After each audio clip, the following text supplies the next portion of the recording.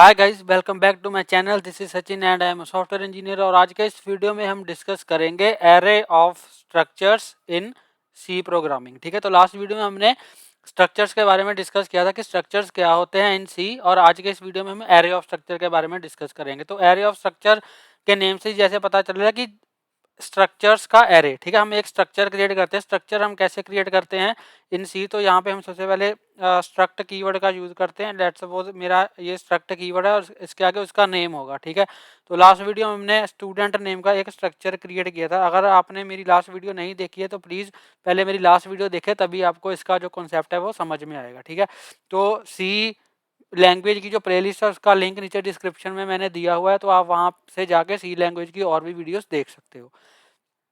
तो स्ट्रक्चर में बेसिकली होता क्या है कि हम डिफरेंट डिफरेंट टाइप्स के वेरिएबल्स क्रिएट कर सकते हैं। ठीक है, तो इसकी एडवांटेज एरे के ऊपर होती है। जैसे हम सिर्फ एरे में हम सिमिलर टाइप के एलिमेंट्स को ही स्टोर करवा सकते हैं, लेकिन स्ट्रक्चर में हम डिफरेंट डिफरेंट डेटा टाइप्स के वेरिएबल्स को या फिर data types different different data types की वैल्यूज को हम स्टोर करवा सकते हैं। ठीक है, तो लेट्स सपोज मैंने एक स्ट्रक्ट नाम का स्टूडेंट नाम का एक स्ट्रक्चर क्रिएट किया है। ठीक है, इसके अंदर मान लो मेरे वेरिएबल्स हैं।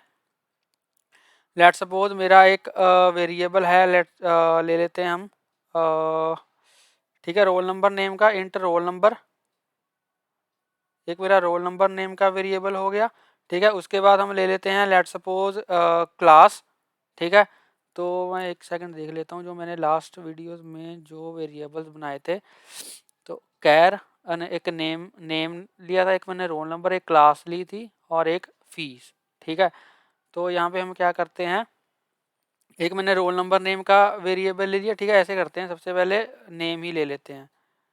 ठीक है, तो यहाँ पे थोड़ी आसानी रहेगी फिर आपको भी समझने में। ठीक है, तो सबसे पहले मैंने क्या किया, सबसे पहले हम नेम मैंने लिया एक कैर टाइप का एक एरे क्रिएट कर लिया। ठीक है, तो यहाँ पे मैं लिखूंगा कैर टाइप का एक एरे मैंने क्रिएट कर लिया। मान लो इसकी लेंथ मैंने 10 रख ली और एक नेम का एक वेरिएबल क्रिएट कर लिया। ठीक है, ऐसे कैर।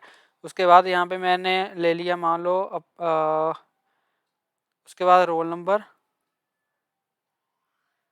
ठीक है, इंटर रोल नंबर। उसके बाद फिर से मैंने एक कैर टाइप का एक एरे क्रिएट कर लिया और इसमें मैंने लेट्स सपोज इसका नेम रख लिया क्लास।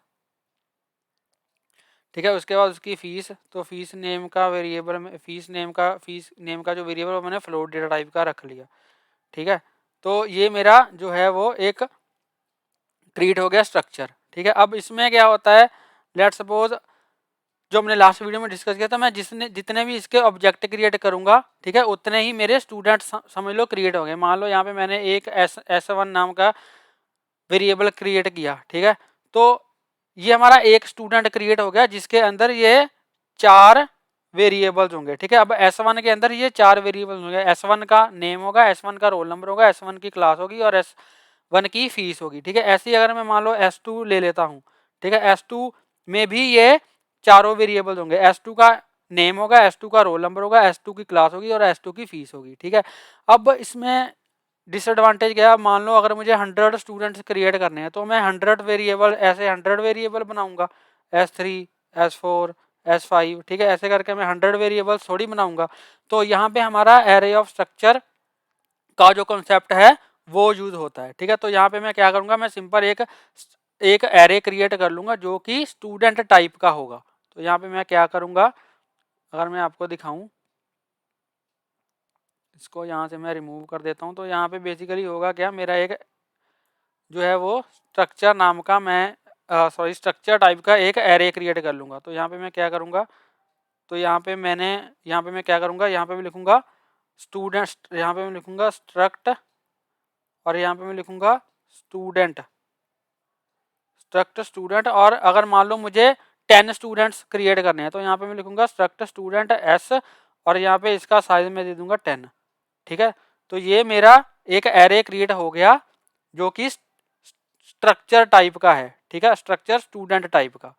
तो इसमें अब मैं 10 स्टूडेंट्स का डेटा जो है उसको स्टोर करवा सकता हूँ। ठीक है, 10 यहाँ पे मतलब 10 स्टूडेंट्स का नेम, रोल नंबर, क्लास और फीस यहाँ पे मैं स्टोर करवा सकता हूँ। ठीक है, तो ये बेसिक थ्योरी है एरे ऑफ स्ट्रक्चर की। अब चलिए इसको हम इम्प्लीमेंट करके देखते हैं कि कैसे हम इसको इम्प्लीमेंट कर सकते हैं। तो इम्प्लीमेंट करने के लिए मैं यहाँ पे आऊँगा VS कोड के अंदर।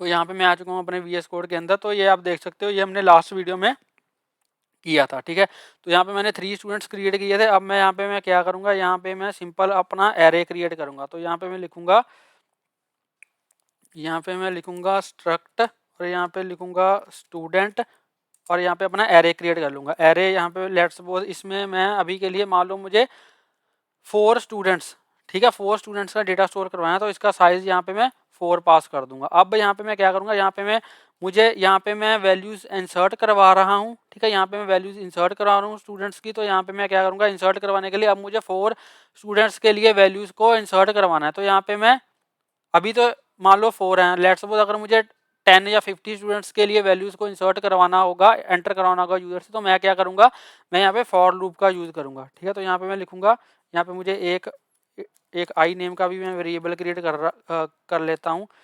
यहाँ पे मैं लिखूँगा आई इज इक्वल्स टू 0 और यहाँ पे आई इज लेस देन, सॉरी, यहाँ पे मैं लिखूँगा आई इज लेस देन 4। ठीक है, तो मेरी जो लूप है वो 0, 1, 2 और 3 तक चलेगी। मतलब 4 स्टूडेंट का मेरा जो डेटा है वो यहाँ पे इंसर्ट हो जाएगा। और मैं यहाँ पे क्या करूँगा, जो मेरी ये स्कैन एफ वाली लाइंस हैं इनको मैं फॉर लूप के अंदर यहाँ पे डाल दूंगा। ठीक है जी, तो इनको मैंने फॉर लूप के अंदर डाल दिया। अब स्कैन एफ मेरा एक में ही मेरा काम हो जाएगा। तो इसको यहाँ से मैं बाकियों को मैं डिलीट करवा दूंगा और यहाँ पे S1 की जगह पे यहाँ पे मैं S ऑफ I का यूज़ करूँगा। ठीक है, S ऑफ I का यूज़ करूँगा। तो अगर आपको नहीं पता कि हम एरे में कैसे इनपुट लेते हैं यूज़र से, तो आप प्लीज़ मेरा एरे का जो वीडियो है वो देख सकते हो। उसमें मैंने बताया हुआ है कि कैसे हम एरे में एलिमेंट्स को इंसर्ट करवाते हैं फ्रॉम यूज़र। ठीक है जी, तो ये मेरी सारी इनपुट्स हो गई। अब मुझे ऐसे ही मुझे क्या करना है, वैल्यूज़ को प्रिंट भी करवाना है। तो यहाँ पे मैं लिखूँगा for I is equals to 0, I is less than 4 and I increment. ठीक है, तो यहाँ पे भी मेरी एक लूप क्रिएट हो जाएगी और इस वाली फील्ड्स को मैं लूप के अंदर ही यहाँ पे डाल दूंगा। ठीक है जी और हम सिंपल क्या करेंगे, एक प्रिंट का यूज़ करेंगे वैल्यूज़ को प्रिंट करवाने के लिए। और यहाँ पे मैं लिखूँगा S ऑफ I।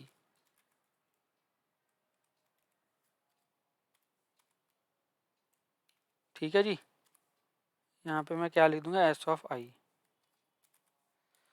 तो यहाँ पे अब हम इसको रन करके देखते हैं। तो यहाँ पे हम enter the details of the student, यहाँ पे एक काम करते हैं, यहाँ पे आई लिख देते हैं। ठीक है, स्टूडेंट आई, ताकि हमें पता चलता रहे कि कौन से स्टूडेंट की वैल्यूज को हम करवा रहे हैं स्टोर। ठीक है, तो यहाँ पे मैं लिखूंगा %d और यहाँ पे इसके बाद यहाँ पे मैं आई को प्रिंट करवा दूंगा। ठीक है, ऐसे ही हम यहाँ पे करेंगे, the details of the student %dr और यहाँ पे मैं करवा दूंगा आई को। तो अब अगर मैं इसको रन करूँ, तो देखते हैं कि ये चलता है या नहीं। यहाँ पर हमें कोई एरर देता, तो यहाँ पे मैं लिखूँगा GCC, अब फिर अपने प्रोग्राम का नेम लिखूँगा। लेट्स सपोज मेरे फाइल का नेम है structure.c। ठीक है, तो इसको अगर मैं कंपाइल करूँ तो ये कंपाइल हो गया, इसमें कोई भी एरर नहीं है। अब मैं इसको रन करूँगा ./a.exe। ठीक है, तो हाँ, तो यहाँ पे देखिए enter the details of the student 0। तो ये 0 यहाँ पे अभी के लिए बोल रहा है। चलिए इसको पहले एंटर कर लेते हैं। यहाँ पे मैंने 0 लिखा है ना, आई 0 से इनिशियलाइज कराइए, इसलिए ये 0 यहाँ पे बोल रहा है। लेकिन मैं यहाँ से इसको 1 यहाँ पे करूँगा और लेस देन इक्वल टू 4 कर दूंगा। तो अभी के लिए इसको हम चला के देख लेते हैं कि चलता है या नहीं। तो सबसे पहले मुझे नेम एंटर करना है, तो यहाँ पे मैं अपना नेम एंटर कर देता हूँ, सचिन। उसके बाद मुझे रोल नंबर करना है, तो रोल नंबर 1 आ गया मेरा। उसके बाद यहाँ पे क्लास करनी है, तो क्लास में MCA कर देता हूँ। ठीक है, उसके बाद मुझे फ़ीस करनी है, तो फीस लेट सपोज है हमारी 50,000 ले लेते हैं।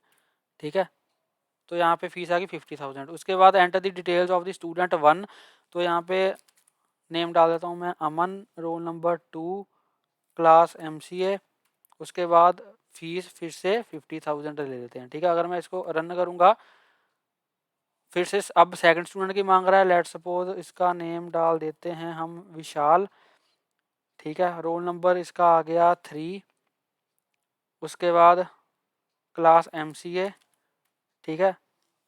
और फीस इसकी भी 50,000 डाल देते हैं। उसके बाद थर्ड स्टूडेंट की यहाँ पे डाल लेता हूँ मैं let's suppose Amrit, roll number 4, class MCA and उसकी फीस डाल देता हूँ 50,000, ठीक है। तो यहाँ पे आप देख सकते हो अभी जो वैल्यूज़ हैं वो यहाँ पे डिस्प्ले हो रही हैं नीचे, ठीक है। वैल्यूज़ आप देख रहे हो। Details of the student 0 R Sachin, 1 MCA, fees आ गई। उसके बाद 1 अमन, यहाँ पे रोल नंबर 2 आ गया, क्लास MCA, विशाल की डिटेल्स आ गई, यहाँ पे अमृत की आ गई। लेकिन अगर मैं यहाँ पे मान लो मुझे स्टार्टिंग से 1 से डिस्प्ले करवाना है तो यहाँ पे मैं equal to less than equal to कर दूंगा और यहाँ पे भी लेस देन इक्वल टू कर दूंगा। अब मैं अगर इसको दोबारा से रन करूँगा तो यहाँ पे 0 की जगह पर मेरा 1 से स्टार्ट होगा, ठीक है। अगर मैं इसको कंपाइल करूँ, कंपाइल करके दोबारा से मैं इसको एग्जीक्यूट करूँ तो यहाँ पे अभी देखिए 1 से स्टार्ट हो रहा है, ठीक है। तो यहाँ पे फिर से वही चीज़ें हैं कि सबसे पहले नेम डाल देता हूँ, लेट्स से ए नेम डाल देते हैं, ठीक है। रोल नंबर 1, क्लास उसकी लेट्स सपोज ABC, फटाफट ही डाल देते हैं, ठीक है। फीस उसकी मान लो 10 है। उसके बाद सेकंड, उसके बाद यहाँ पे B आ गया, रोल नंबर 2 आ गया, क्लास ABC आ गई, ठीक है। उसकी फ़ीस भी 10 डाल देते हैं। उसके बाद थर्ड स्टूडेंट की डिटेल्स, नेम C लिख देते हैं, रोल नंबर 3 लिख देते हैं, क्लास ABC लिख देते हैं, ठीक है। और फीस 10 लिख देते हैं। उसके बाद फोर्थ स्टूडेंट की डिटेल्स यहाँ पे D लिख देते हैं, नेम उसका D आ गया, ठीक है। रोल नंबर उसका 4 आ गया, क्लास उसकी आ गई ABC और उसकी जो फीस आ गई वो आ गई 10, ठीक है। तो इसको एग्जीक्यूट करूँ तो यहाँ पे देखिए यहाँ पे आ रहा है 1 2 3 एंड 4। तो यहाँ पे कुछ गड़बड़ हुई है, कुछ थोड़ा डिफरेंस आ रहा है यहाँ पे, ये पता नहीं क्यों आ गया। Detail of student 0 1, okay. यहाँ पे इसको मैंने 1 नहीं किया, यहाँ पे 0 ही मैंने रहने दिया, इसलिए ये हमारा ऐसे आउटपुट आई है, ठीक है।